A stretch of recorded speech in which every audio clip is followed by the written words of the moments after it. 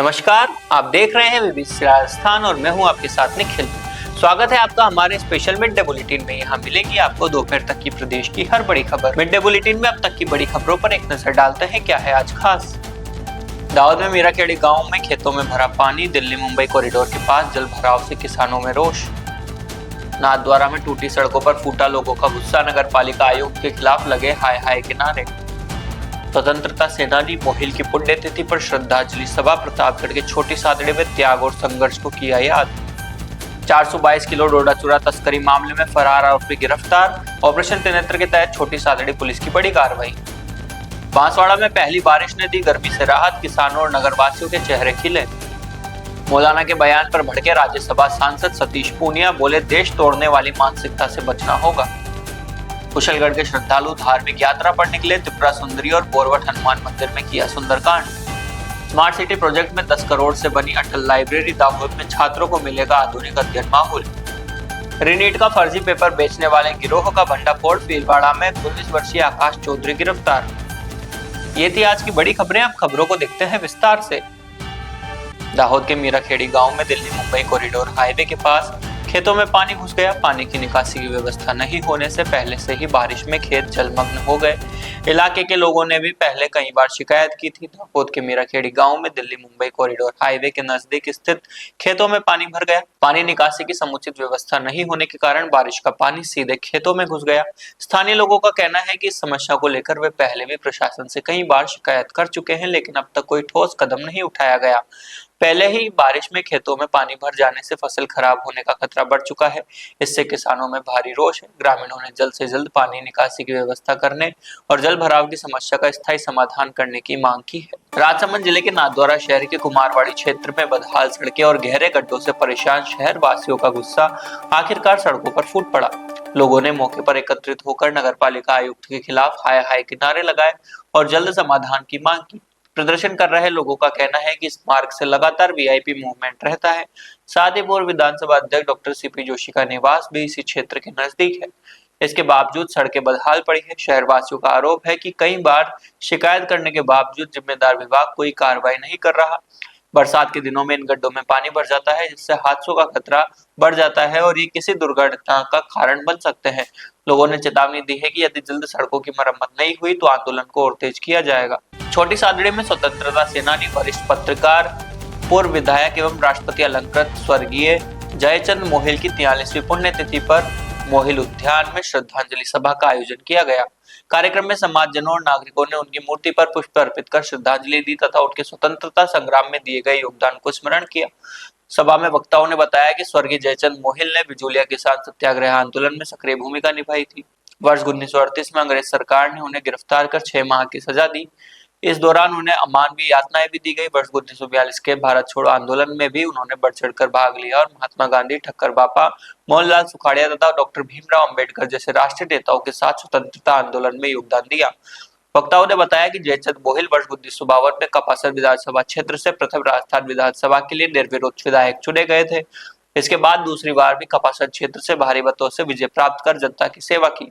उन्होंने सामाजिक उत्थान, शिक्षा और समाज के सुधार के क्षेत्रों में भी महत्वपूर्ण कार्य किए। कार्यक्रम को संबोधित करते हुए जिला अध्यक्ष लामचंद मोहिल ने कहा कि जयचंद मोहिल को त्याग, संघर्ष और बलिदान केवल रेगड़ समाज ही नहीं बल्कि पूरे देश के लिए प्रेरणा स्रोत है। छोटी सादड़ी में ऑपरेशन त्रिनेत्र के तहत छोटी सादड़ी पुलिस ने 6 वर्षों से फरार चल रहे एनडीपीएस एक्ट के वांछित आरोपी को गिरफ्तार कर लिया है। आरोपी 2020 में 422 किलोग्राम अवैध डोडा चूरा तस्करी के मामले में फरार चल रहा था।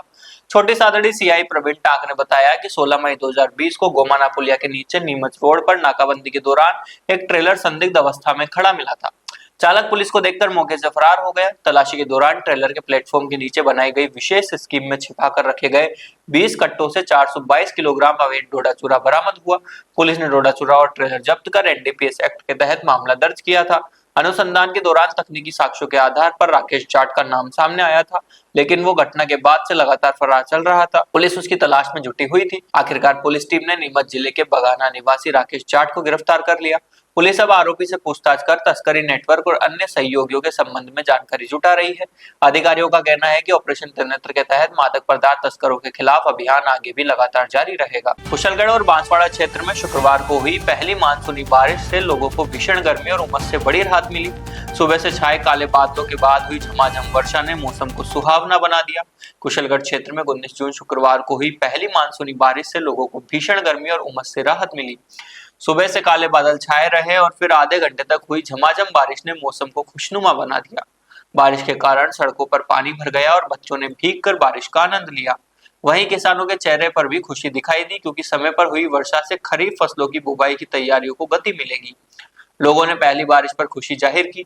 मौसम विभाग के अनुसार आने वाले दिनों में भी क्षेत्र में बारिश का सिलसिला जारी रहने की संभावना है। जाट समाज और अन्य समुदाय को लेकर मौलाना खलील उर रहमान के विवादित बयान पर राज्यसभा सांसद सतीश पूनिया ने बांसवाड़ा में तीखी प्रतिक्रिया दी है। मौलाना ने दावा किया था कि हजारों जाटों ने खुद को गैर हिंदू घोषित किया है तथा सिख, बौद्ध, आदिवासी, दलित, लिंगायत और तमिलनाडु के लोग भी हिंदू नहीं है, जिससे हिंदू देश में अल्पसंख्यक हो गए हैं। इस बयान पर पलटवार करते हुए पूनिया ने कहा कि मौलाना को किसी अच्छे मनोरोग विशेषज्ञ से इलाज करवाना चाहिए। उन्होंने कहा कि इस प्रकार के बयान देना देशद्रोही जैसी मानसिकता को दर्शाता है। पूनिया ने कहा कि हिंदुस्तान हिंदुत्व, भारतीय संस्कृति और सनातन परंपराओं का देश है। उन्होंने कहा कि किसानों के बेटे देश की सीमाओं पर दुश्मनों के दांत खट्टे कर रहे हैं, जबकि कुछ लोग समाज को बांटने का प्रयास कर रहे हैं।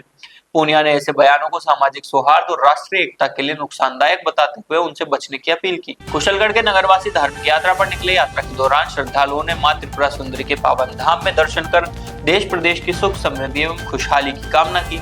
इसके बाद बोरवट स्थित नवनिर्मित हनुमान जी मंदिर में सुंदरकांड पाठ का आयोजन हुआ। कुशलगढ़ के नगरवासी धार्मिक यात्रा पर निकले। यात्रा के दौरान श्रद्धालुओं ने मां त्रिपुरा सुंदरी के पावन धाम में दर्शन कर देश प्रदेश की सुख, समृद्धि की खुशहाली की कामना की। इसके पश्चात सभी श्रद्धालु बोरवट स्थित नवनिर्मित हनुमान जी मंदिर पहुंचे, जहां श्रद्धा और भक्ति के साथ सुंदरकांड पाठ का आयोजन किया गया। सुंदरकांड के दौरान पूरा मंदिर परिसर जय श्री राम और हनुमान जी महाराज की जय के जय घोष से भक्तिमय हो उठा। भक्तिमय वातावरण के बीच श्रद्धालु झूमते गाते नाचते नजर आए। भगवान को चूरमे का भोग लगाया गया। सुंदरकांड एवं भजन के आयोजन के दौरान भोजन प्रसादी का भी आयोजन हुआ। यात्रा में बड़ी संख्या में महिला, पुरुष एवं बच्चों ने उत्साहपूर्वक भाग लिया। दाहोद में स्मार्ट सिटी प्रोजेक्ट के तहत 10 करोड़ रुपए की लागत से बनी अटल लाइब्रेरी शहर के लिए महत्वपूर्ण शैक्षणिक और ज्ञान आधारित इंफ्रास्ट्रक्चर पहल बन गई है। 36 महीने में तैयार हुई इस लाइब्रेरी से छात्रों को शैक्षणिक अध्ययन, प्रतियोगी परीक्षाओं की तैयारी और कौशल विकास में मदद मिलेगी। प्रधानमंत्री नरेंद्र मोदी के नेतृत्व में राष्ट्र निर्माण और सुशासन के सफल 12 वर्ष पूरे होने के अवसर पर दाहोद शहर में विकास की मिसाल बनी अटल लाइब्रेरी चर्चा में है। भारत सरकार के स्मार्ट सिटीज मिशन के तीसरे चरण में दाहोद का चयन हुआ था। इस मिशन के तहत दाहोद स्मार्ट सिटी ने शिक्षा, तालाब, पुनर्जीवन, परिवहन, ट्राइबल म्यूजियम, खेल सुविधाएं, सड़क इंफ्रास्ट्रक्चर, ठोस कचरा प्रबंधन और सार्वजनिक सुविधाओं जैसे कई प्रोजेक्ट सफलतापूर्वक लागू किए। अटल लाइब्रेरी प्रोजेक्ट का मुख्य उद्देश्य नई लाइब्रेरी बिल्डिंग का निर्माण और मौजूदा लाइब्रेरी का नवीनीकरण करना था। 4 मंजिला यह इमारत 350 से 400 पाठकों और छात्रों को शांतिपूर्ण व सुसज्जित वातावरण में अध्ययन की सुविधा देती है। लाइब्रेरी में वरिष्ठ नागरिकों, दिव्यांगजन, छात्रों और शोधकर्ताओं के लिए अलग अलग विभाग बनाए गए हैं। यहाँ furniture, water purifier, water safety system, public address system, surveillance system, lift और पार्किंग जैसी आधुनिक सुविधाएं उपलब्ध है।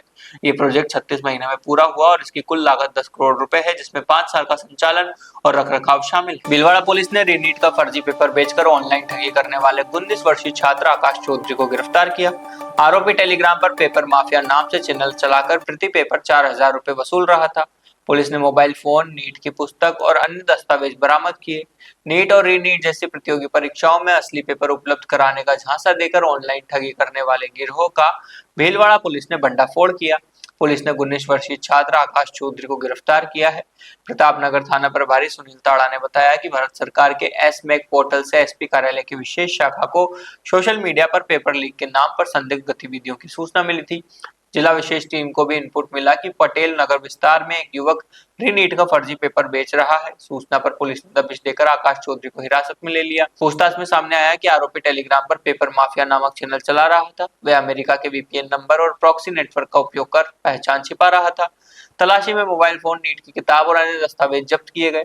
आरोपी अभ्यर्थियों को असली प्रश्न पत्र का झांसा देकर प्रति पेपर 4,000 रुपए लेता था। भुगतान के लिए वो QR कोड भेजकर राशि खाते में जमा करवाता था। पुलिस के अनुसार आरोपी टेलीग्राम पर करीब 52 लोगों के संपर्क में था। जांच में खुलासा हुआ कि आरोपी नीट की पुस्तक के पन्नों को स्कैन कर डमी प्रश्न पत्र तैयार करता और उन्हें असली बताकर अभ्यर्थियों को भेजता था। पुलिस अब ठगी के शिकार अभ्यर्थियों और कुल राशि का पता लगा रही है।